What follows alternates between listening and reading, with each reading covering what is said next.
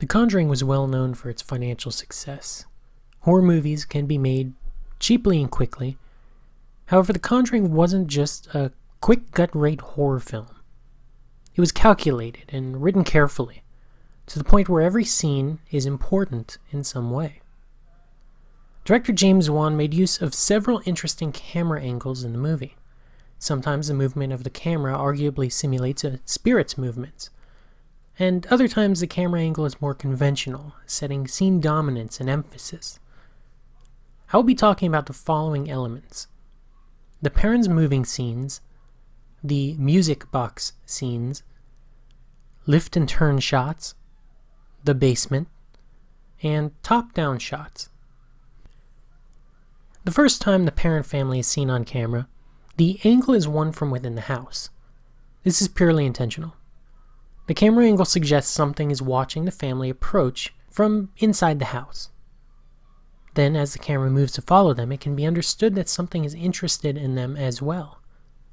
Once again, the outside world looks bright, while the interior of the house looks dark. Tonally, this is pretty consistent with the opening scenes where the girls were talking to the Warrens in a darkened room. When the parents move into their new home, there's one long tracking shot. In this scene, the lack of cuts allows the audience to feel like this is a real thing happening. It's chaotic, with all the children running around. It's active and bustling. And reality doesn't have edits in it. But it also serves another purpose. It introduces the various characters and their quirks. I noticed after multiple rewatches that this scene introduces all of the girls' names in passing except Christine's. Now, I might have missed Christine's name mentioned, but I don't think that she's mentioned in this scene. She's shown and she's acknowledged, but her name isn't said. All the other girls' names are. I wonder if this was intentional, as Christine is Carolyn's first target when she's possessed. Well, either way, the scene ends when April finds the music box. We cut to April sitting on the suicide tree, that's what I'm going to call it, and looking at the box. A breathy noise ends that scene, and the next scene begins. Speaking of the music box scenes are interesting in their own right.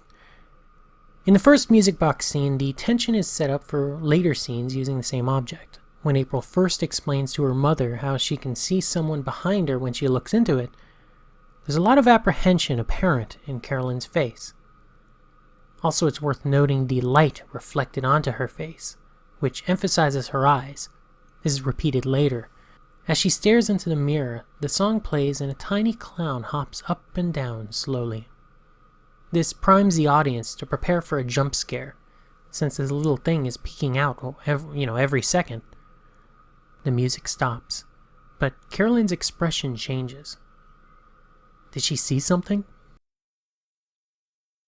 Once movement appears in the mirror, the little girl tries to scare her mother. This movie's not so childish as to rely on jump scares every other scene. The second time the music box is used, it's used by the much more experienced Lorraine Warren. We have a similar scene to before, the light shining on her face. This time, however, the expression on her face isn't one of uncertainty or fear, but one of investigative curiosity. Also note that the girl is in front of her, whereas before the girl stood behind Carolyn while she looked into the mirror. It shows that the girl won't pop out this time. But still, Lorraine turns around as if she saw something anyways.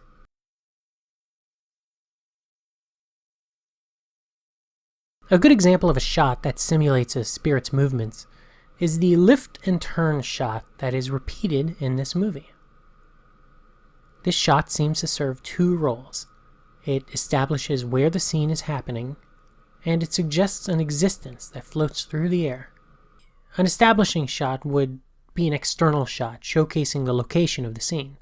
However, this shot lifts and turns in a room to show where the scene is specifically taking place.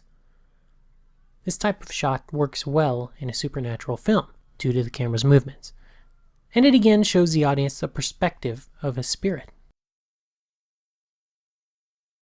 When the basement is discovered, the camera follows Roger downstairs.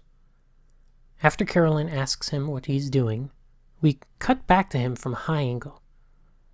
This allows the audience to see the dust hanging from the ceiling in frame.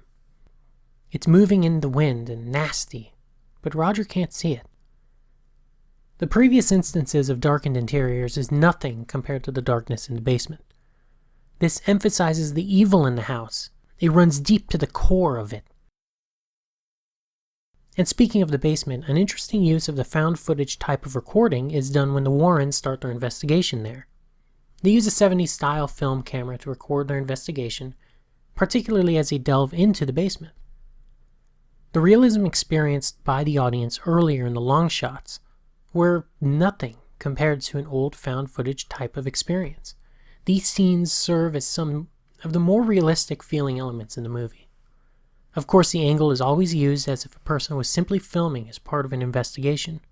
There's nothing flashy or professional, no edits, but it does put the audience into the character's world.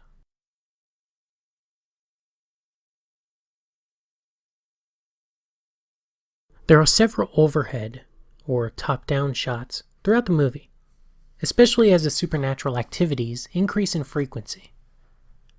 A high-angle shot always implies that the subjects shown in frame are being dominated in some way. It can mean they have some kind of vulnerability. A top-down shot can emphasize this to the extreme, saying that the people in frame are insignificant and completely incapable. There's two major uses of this shot in the movie. Once, when the two men try to get Cindy when she sleepwalks into the wardrobe room. When they're unable to push open the door, it emphasizes that they are too weak, that they are physically incapable of doing so. The other instance is when Lorraine goes into the wall. This is when she makes the connection between the music box and the noose. Both instances are times when the supernatural is in full swing, and the Warrens and the parents are being heavily dominated by the spirits.